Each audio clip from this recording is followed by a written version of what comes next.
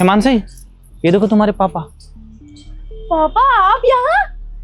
आइए ना, अंदर बैठिए। नमस्ते पापा जी। अबे ओ, खबरदार जो मुझे पापा कहा था, समझे ना, भिखारी कहीं का। मैं पापा जी के लिए दूध और चाय पत्ती लेके आता हूँ। नहीं नहीं, कोई जरूरत नहीं है।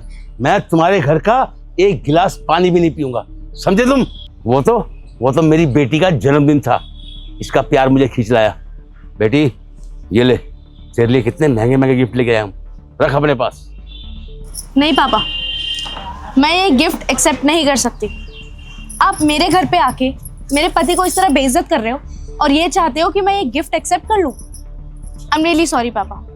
आप जिस तरह ये गिफ्ट लेकर आए हैं उसी तरह वापस लौट जाइए। मुझे नहीं चाहिए आपकी गिफ्ट। अच्छा,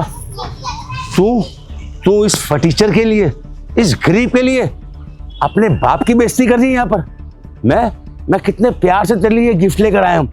मैंने कहा कि मैं अपनी बेटी से मिलकर भी आऊंगा और ये गिफ्ट भी देकर आऊंगा।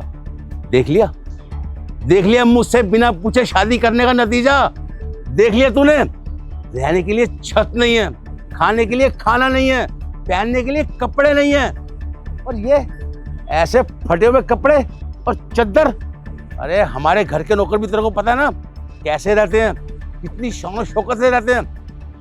तू अगर मेरा कहना मानती ना तो तेरे लिए एक से एक बड़े घर के रिश्ते आए थे। करोड़ोपति लोग थे, करोड़ोपति।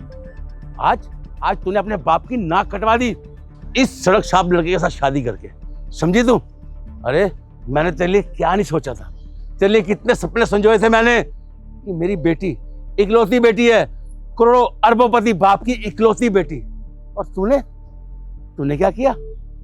मेरे खिलाफ जाकर, घर से भागकर, मेरे से बिना पूछे इस नालायक से शादी कर ली। बेटी अभी भी मौका है।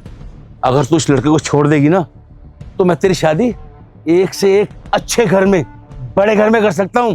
बस इसको छोड़ के चल, तू मेरे साथ चल, मेरे साथ। नहीं पापा, मैं आपके साथ नहीं जाना चाहती और मैं किसी और से शादी करने के बारे में अब सोच भी नहीं सकती हूँ। मैंने सुजीत से शादी कर ली है और ये फैसला मैंने सोच समझ कर ही लिया था। ये मुझसे बहुत प्यार करते हैं और मैं भी इनसे प्यार करती हूँ। पैसा जरूरी नहीं है, प्यार जरूरी है और इज्जत जरूरी है। अब जाइए। अच्छा, तो तू बाप का कहना नहीं मानना चाहती ना, इस नरक में सड़ना चाहती है ना, तो सड़। यही तेरी सजा है अपने बाप का कहना ना मानने की। भूखी मरेगी तू यहीं, देख लिया तू। और आइयो मत मेरे घर पे, समझी तू। चलो।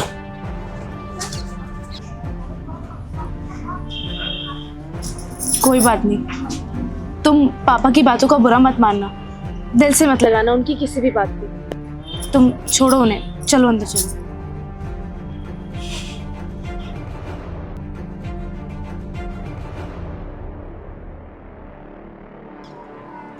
पापा आप?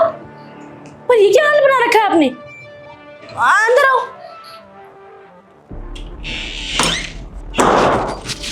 आओ पापा, आओ बैठो।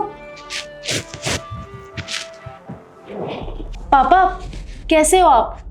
और अचानक से इस तरह, ये हालत, सब कुछ ठीक तो है ना? मेरे घर अचानक से ऐसे कैसे आना हुआ?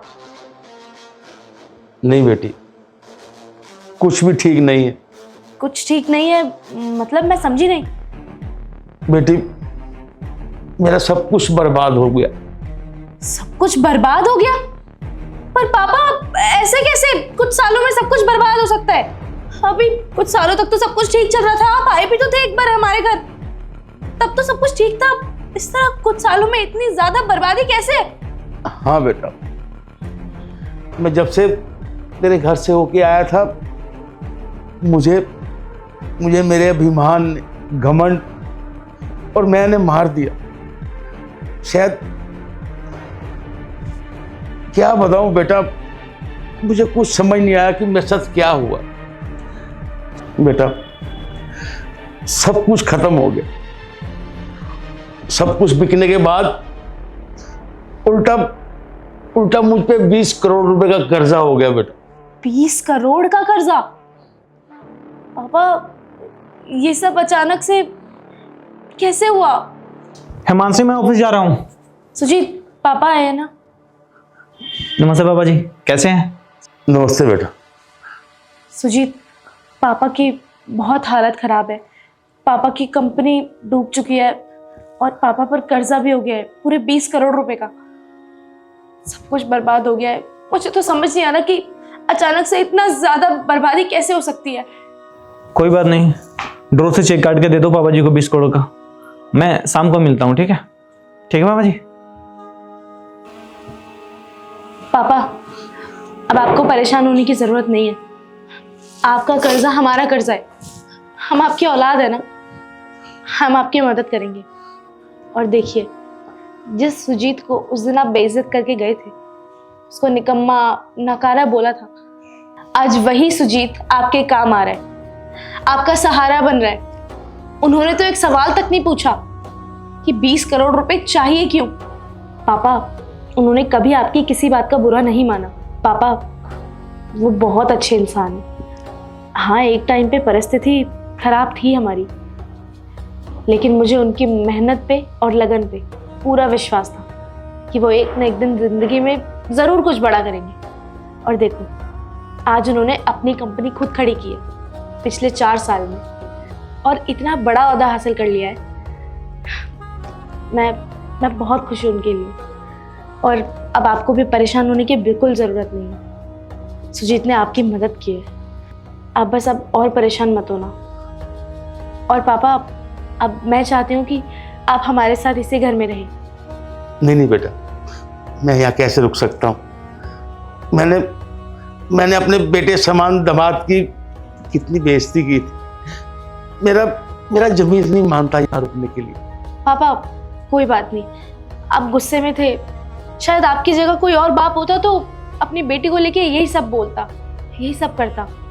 लेकिन वो लड़का काबिल निकला जिसने मेरी ज़िंदगी संवार दी। मैं बस यही चाहती हूँ कि आप उनकी बातों का बुरा ना माने और ना ही अपने दिल को छोटा करें।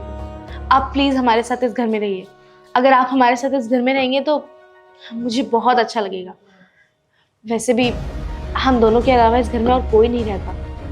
इतने बड़े घर में हम दोनों बहुत अकेले रहते हैं। आप हमारे साथ रहेंगे, सुजीत को भी अच्छा लगेगा। ठीक है बेटा।